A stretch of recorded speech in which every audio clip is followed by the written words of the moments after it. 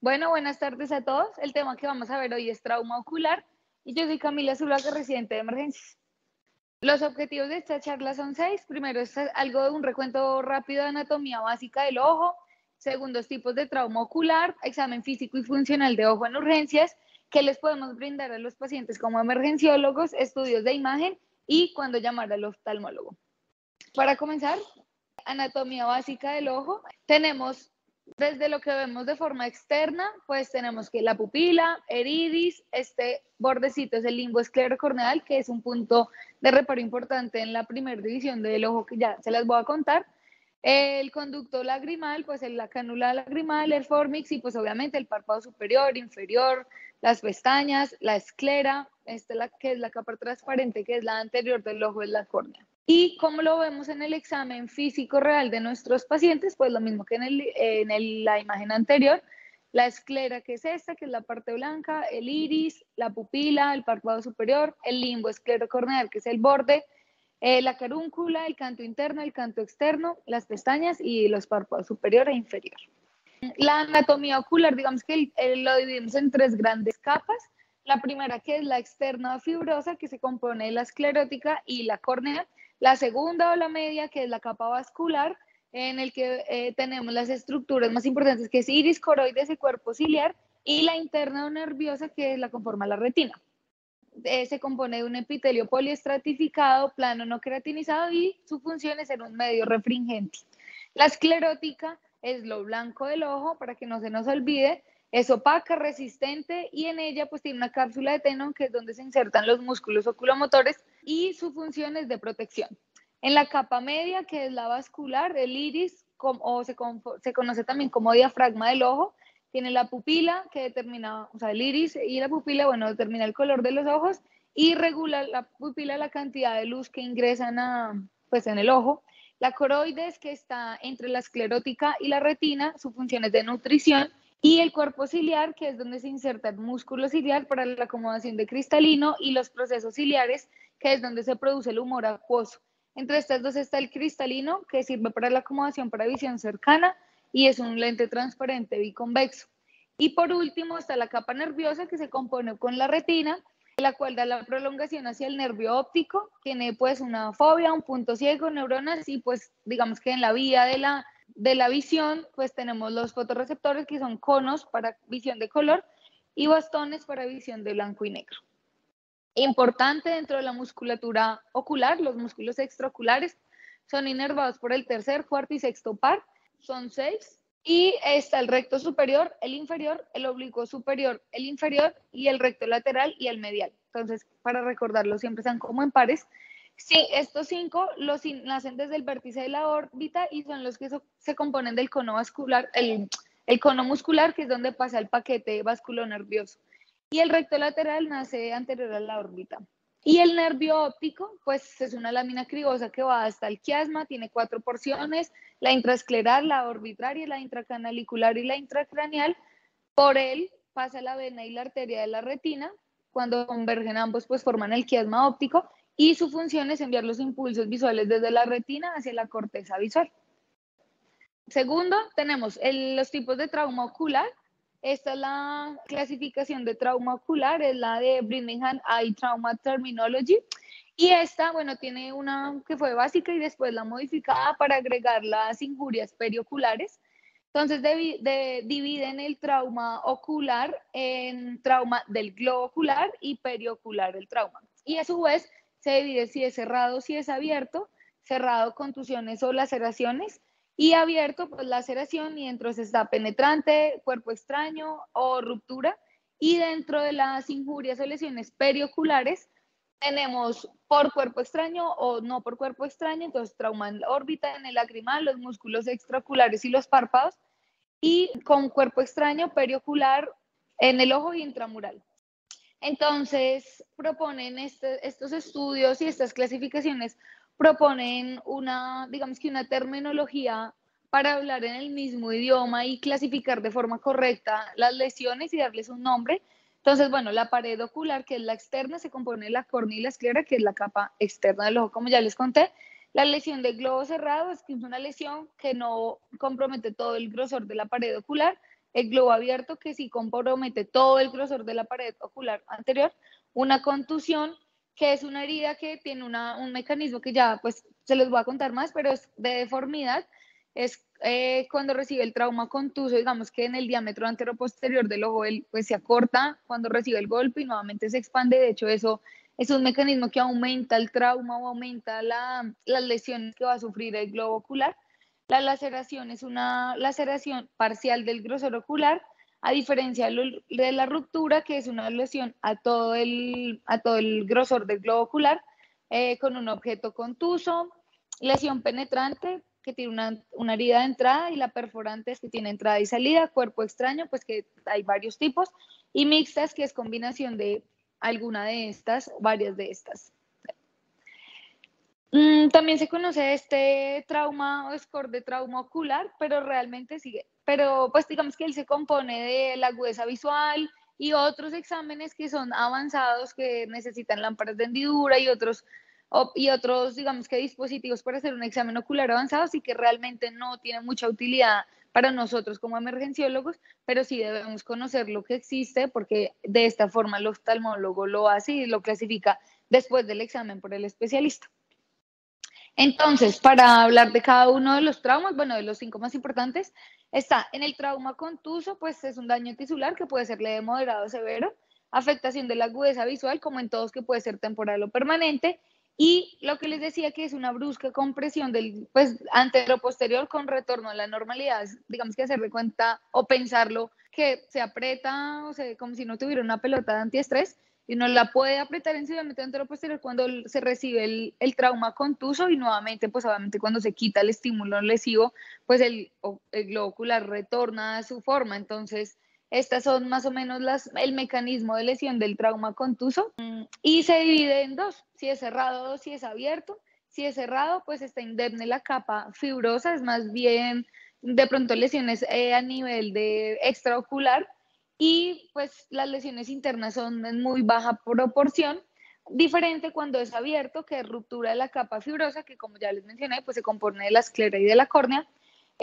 Lo que más, digamos que el órgano o el punto anatómico más afectado es la ruptura del limbo esclerocorneal, que es la lineecita o el borde, o en la inserción de los músculos extraoculares. Lo que vemos en la clínica del paciente es principalmente hemorragia. Puede haber o no, que igual ya cambiaría si es pues abierta, pero si es penetrante o no penetrante, pero digamos que puede haber prolapso del contenido ocular, que es cuando hay una lesión de las 3 capas del ojo, y podemos ver pérdida de humor acuoso o vitro con un examen que ya vamos a hablar cuál es. Entonces, ¿qué vemos nosotros o cómo podemos sospechar un paciente, aparte de la cinemática del traumatismo que presenta el paciente? Entonces, desgarro conjuntival, la úlcera corneal, que bueno, para esto usamos unas goticas con un medicamento que ya les voy a mostrar un video. El ifema, que es sangre en la cámara anterior del ojo. Para este hay una clasificación según la cantidad de sangre que vemos de forma externa, o sea, viendo a nuestro paciente, si es grado 1, grado 2, grado 3 o grado 4, que es 25% sangre, 50, 75, 100, o macroifema, pues que es 100% de sangre en la cámara anterior. La hemorragia vítrea, que la vemos con la fundoscopia del fondo de ojo. Glaucoma traumático, que lo podemos ver al examen físico como con deformidad o alteración en la forma de la pupila. Subluxación o luxación de cristalino, que necesitamos pues un estímulo luminoso, que principalmente es con la lámpara de hendidura, o hay algunas técnicas que pueden ser con la luz que nos presta el fondo de ojo, el oftalmoscopio, cuando la lesión de pronto es muy grande y lo pudiésemos llegar a ver de ese modo. Y desprendimiento de retina, pues digamos que en este dibujo pues lo podemos ver acá. Este es desprendimiento con un desgarro, y en la fundoscopia lo vemos de este modo. El segundo mecanismo es laceración o penetración. Entonces, bueno, la diferencia es que la laceración es no penetrante, principalmente son heridas simples, mayores a 2 milímetros del espesor de la capa anterior del ojo, pues esta es la medida. Y la forma para saber si es una laceración o un trauma penetrante o una penetración es mediante el test de Seidel, que tiene que ser negativo. Para esto necesitamos, sí, pues la lámpara de hendidura, o a veces con la luz para hacer un estímulo rojo, a veces si la lesión es muy grande, la podemos alcanzar a ver, y le ponemos una gota de fluorescina para poder que pinte acá en la córnea la lesión y vemos cómo derrama el humor vítreo o el acuoso. Y pues si esto es positivo, o sea, como está en esta foto, ya no es una laceración, sino que pasa a ser un trauma penetrante. Es que haya perforación o daño de la córnea, ya lo pasa a ser penetrante. Y penetrante, pues pueden ser simples o estrelladas. Las estrelladas son quirúrgicas, lesionan el cristalino, hay una pérdida vítrea y cono sin prolapso. Pueden tener o no prolapso uveal, que es como se ven aquí en esta imagen. Y los principales órganos lesionados en este trauma, pues es la córnea. El tercer grupo de lesiones tenemos las quemaduras químicas que se componen o se dividen por dos tipos de sustancias, las alcalinas y los ácidos. Las alcalinas son de peor pronóstico, ya que mediante su forma de generar daño, que es aumentan el pH lagrimal y saponifican los ácidos grasos oculares, esto les da una propiedad de penetrancia en el globo ocular. Entonces, es de peor pronóstico y dentro de las principales sustancias que tenemos que tener en mente para nuestros pacientes es el amoníaco, la lejía, el hidróxido de potasio, magnesio, calcio. Estos compuestos son alcalinos y es una verdadera urgencia, pues emergencia ocular. Y las quemaduras por ácidos, que también son una urgencia ocular, pero tienen mejor pronóstico, tienen menor penetración, su mayor cantidad de lesiones en la parte superficial, producen calor y carbonizan el epitelio coagulando las proteínas. Por eso también hay mucha lesión en piel, quemaduras en piel alrededor del globo ocular. Y los compuestos más comunes son el ácido sulfúrico, sulfuroso, el clorhídrico y el ácido nitroso. Entonces aquí, como vemos en esta imagen, por ácido y por álcali, pues en su fase aguda, el ácido, digamos que opacifica de este modo y hay una gran inyección conjuntival. Y en este, digamos que se puede, o lo recuerdo como algo quemado, se ve quemado, se hace como un borde en el limbo esclerocorneal, opacifica el iris y la pupila. Pues digamos que en ninguno de los dos podemos ver la pupila, pero vemos este como un poco más quemado, como mucho daño en los tejidos. Y en la fase reparadora o secuelar, como vemos que es de muy mal pronóstico, así una pacificación prácticamente todo el globo ocular. Y en el ácido, pues digamos que mejora y podemos, digamos, el pronóstico es mejor en nuestros pacientes. En ambas sustancias, las quemaduras químicas se componen de 4 fases, pues la fase inmediata, la aguda es de 0 a 7 días, la precoz de 7 a 21 días y la tardía mayor a 21 días, que es allí cuando vamos a poder conocer definitivamente las secuelas con las que va a quedar nuestro paciente después de este trauma, después de esta lesión. Y para las quemaduras químicas hay una clasificación especial o solamente para estas. Se compone de 5 grados y esta clasificación nos da el pronóstico ocular para nuestro paciente. Entonces, en favorable, grado 1 y grado 2, que son de favorable, solamente pues daño epitelial corneal, no hay isquemia, la córnea está hematosa, digamos que hay pedazos del iris que todavía son apreciables y la isquemia es unas terceras partes del limbo. Pronóstico reservado y desfavorable, digamos que en el desfavorable la córnea está opaca como en la imagen que les mostré, no se aprecia el iris ni la pupila, hay una pérdida de toda digamos que la visión desde nosotros en la forma externa de ver el globo ocular, todo está opacificado y la isquemia es más pues es la gran parte es de isquemia. Pueden tener nuestros pacientes blefaroconjuntivitis, queratitis, uveitis, glaucoma, catarata y tisis bulbi. El cuarto tipo de trauma ocular son los cuerpos extraños. Esta es la urgencia oftalmológica más frecuente. Pues son de diversa naturaleza y la naturaleza la da el tipo de trauma, o sea, el componente o el elemento que se compone el cuerpo extraño. Principalmente son metálicos. Aquí es muy importante la anamnesis exhaustiva para poder conocer cuál es el material del cuerpo extraño que ingresó al ojo y pues las características del mismo.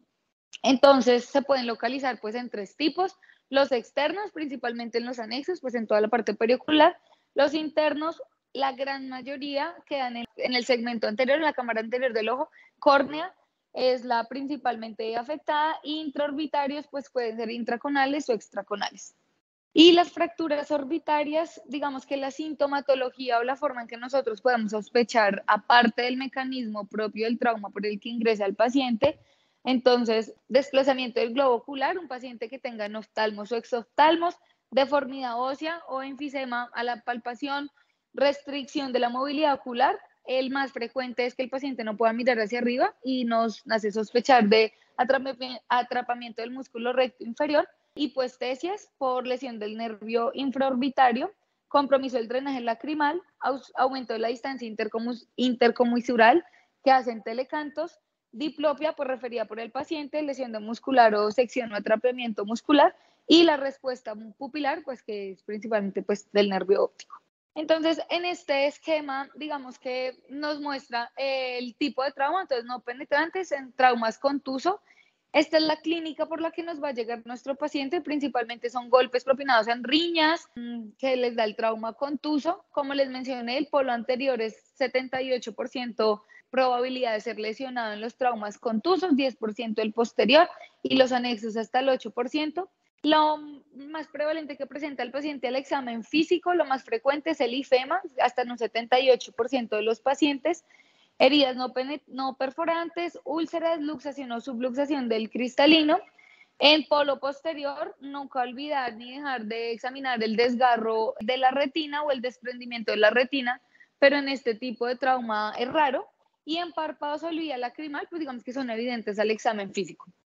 Dentro de los contusos, como otros, aparte de los, digamos que por lesiones externas o accidentes deportivos, que son pelotazos principalmente, sea por fútbol o pelotas de tenis, squash, pues en diferentes tamaños y fuerzas. Igualmente pueden lesionar cualquiera de las cámaras, pero la más frecuente es la del polo anterior y el examen físico es el mismo. No olvidar el desprendimiento de retina, que pues digamos que si el impacto fue bastante fuerte, puede generar lesión de la cámara posterior. En contuso, pues bueno, hay otros, pero digamos que es lo mismo básicamente. Y en los pacientes que hacen golpe contra golpe, por ejemplo, en accidentes de tránsito, que conocemos que esa es la cinemática del traumatismo, son pacientes igual politraumatizados, que igual estamos descartando también otras lesiones que comprometan la vida del paciente, pero no olvidar que en golpe contra golpe se pueden hasta llegar a igualar la proporción de lesiones en cámara anterior y posterior por la misma pues, cinemática del traumatismo. Y si es de polo anterior, el IFEMA es el hallazgo al examen físico que es en proporciones el que más los pacientes presentan.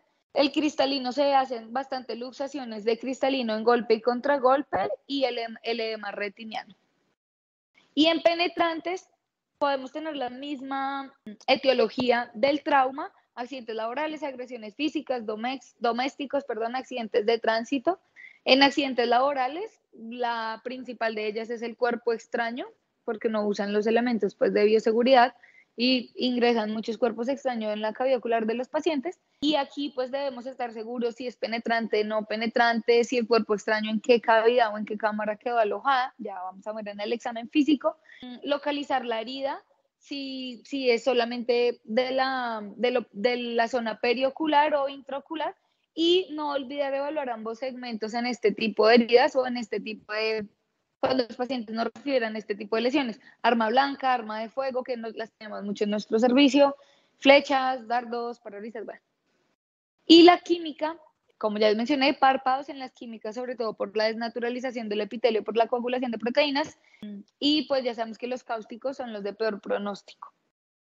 En el examen físico ocular en el servicio de urgencias, inspección general, entonces historia clínica, síntomas y examen físico. En la historia clínica, pues conocer el mecanismo de trauma, cuál fue el elemento que genera el trauma, clasificación inicial de trauma, que fue la que ya les mencioné, y antecedentes oculares del paciente, pues porque hay pacientes que ya tienen algunas alteraciones en la anatomía ocular, para no confundirnos o no sesgar nuestros hallazgos.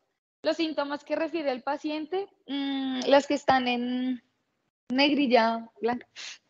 El dolor ocular intenso es el más frecuente, pues amaurosis y fotopsia son signos de alarma o de bandera roja. Y otros, pues visión borrosa, diplopia, lagrimado, fotofobia, son de los síntomas más frecuentes que refieren los pacientes, pero la amaurosis y las fotopsias, digamos que fotopsias nos hacen pensar más en desprendimientos de retina, entonces lesión de cámara posterior. Entonces, el examen físico se compone de varios puntos. El externo, pues ver si el paciente tiene lesiones perioculares, sangrados activos, que el contenido ocular esté vertido hacia su exterior. Debe ser bilateral y siempre debemos evaluar el ojo que no recibió la lesión o que es sano. La apertura de movimiento ocular, que pues haga todos los movimientos oculares, movilidad en los anexos, párpados, deformidades evidentes y importante que en la palpación que hacemos en el abordaje de estos pacientes, hacer una palpación solamente del reborde orbitario, o sea, en la zona ósea, porque a veces cuando palpamos, no se debe, pero si se palpa el globo ocular, podríamos empeorar la lesión hasta provocar un estallido, o sea, que evierta el contenido ocular hacia el exterior. Entonces, siempre palpar solamente el reborde orbitario y uno normalmente busca pues deformidades palpables o enfisema que nos hace pensar pues fracturas orbitarias y esto a su vez tiene una alta relación con lesiones oculares. Entonces tenemos la agudeza visual, pues digamos que todos los métodos son los más frecuentes descritos, pero nosotros en el servicio de urgencias usamos el método contadedos, que es pues pararnos a una distancia prudente, más o menos pues la distancia de nuestro brazo, y decirle al paciente que cuántos dedos ve, haciendo que el paciente se tape el ojo, hacerlo igual en ambos, pero que se tape el ojo y nosotros nos tapamos el mismo ojo, o sea, contralateral que el paciente se tapa, y le hacemos contar dedos a ver si tiene diplopia, si tuvo pérdida de la agudeza visual. Si no logramos hacer ese examen, el paciente no colabora o dice que no ve nada, el siguiente que debemos hacer es el movimiento de manos. Entonces, que el paciente nos diga si ve o no, si percibe o no que nosotros estamos moviendo las manos, y eso nos habla obviamente del compromiso de la agudeza visual. Porque pues, esto sabemos que en la sala de reanimación, ahí mismo en la sala de urgencias, no se hace. Entonces, nuestra herramienta es nuestras manos. La exploración pupilar siempre es muy importante, de hecho igual la hacemos en la mayoría de los pacientes politraumatizados, entonces debemos ver el tamaño, pues si están midriáticas, que es mayor a 5 milímetros, mióticas menor a 2 milímetros y pues medias o lo normal que estén entre esos dos valores, la relación entre ellas, o sea, que estén iguales en tamaño entre ambas, isocóricas que son iguales, anisocóricas desiguales o discóricas que ya vemos que la forma de la pupila es irregular, o sea, es diferente en ambas. Y la respuesta a la luz, reactivas, pues que hace contracción al foco luminoso, y a reactivas, pues que no hace la contracción. El tercer punto del examen físico ocular, pues son los movimientos oculares, que como ya les mencioné, pues están a cargo de los músculos extraoculares, que son 6, y lo que le pedimos al paciente es que, digamos que yo digo que miren las 6 puntos de la manecilla del reloj, pues a las 12, a las 3, a las 6, a las 9, y haga todos los movimientos oculares, que son de 360 grados, y así evaluamos si todos están presentes, pues indemnidad de los músculos extraoculares, o si hay alguna alteración, pues debemos pensar cuál es el músculo que está ahí afectado y dónde debemos buscar la lesión. Es muy importante en los pacientes, pues, que se permita hacer digamos que este examen o este movimiento de nuestros pacientes, que es la versión palpebral.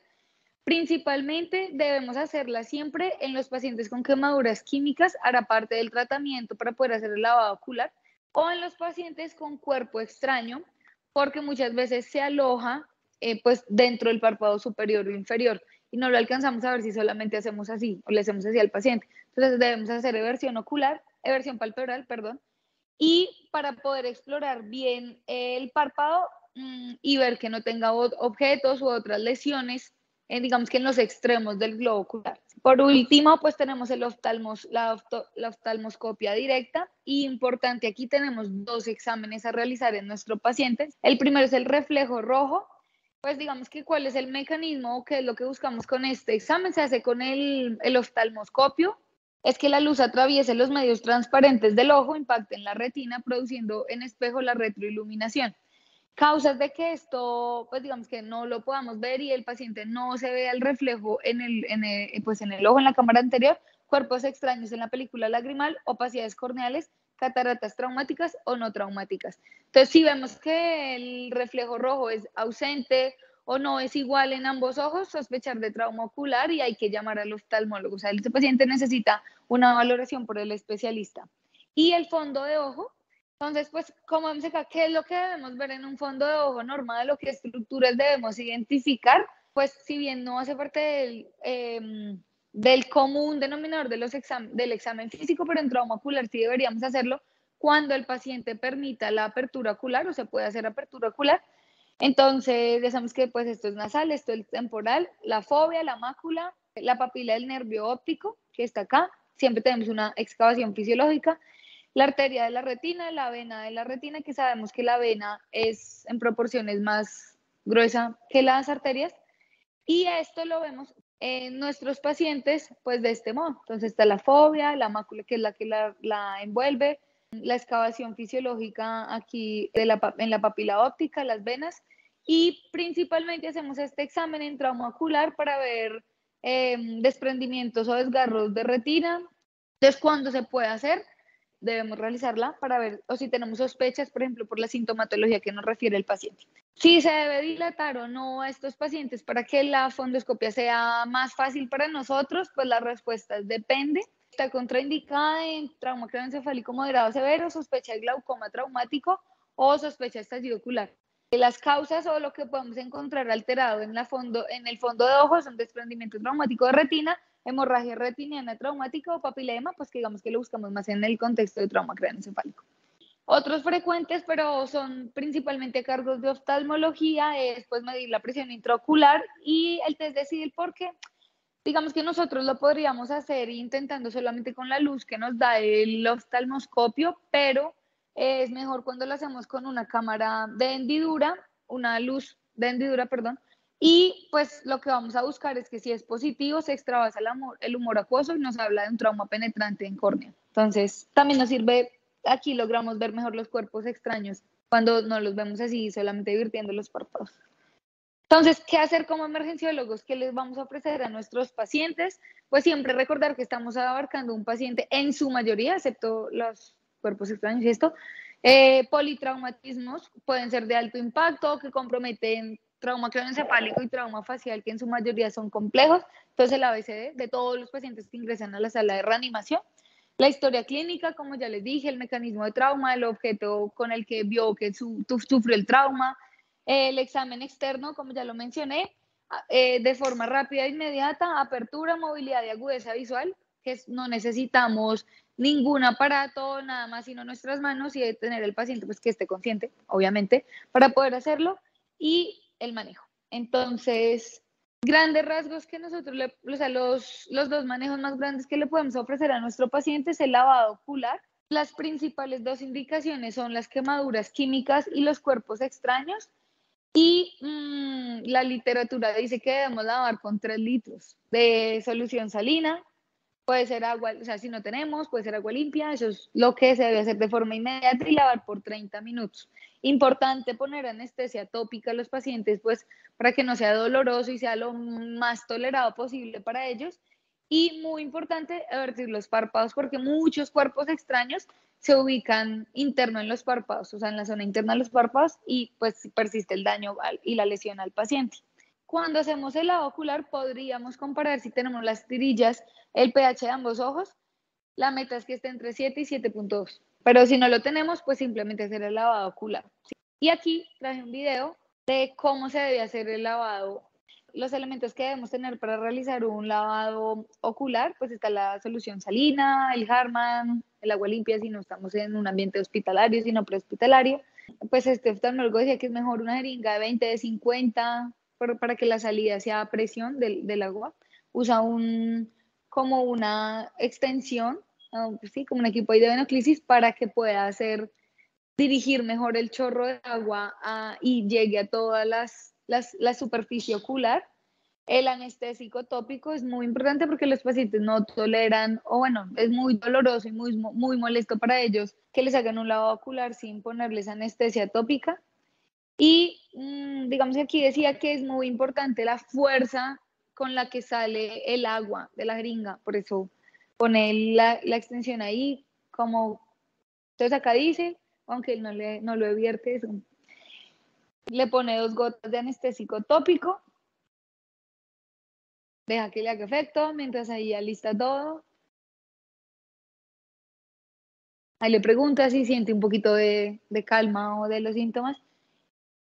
Para eso es mejor hacer la versión palpebral con el hisopo. Y esa es la presión con la que eyecta la solución.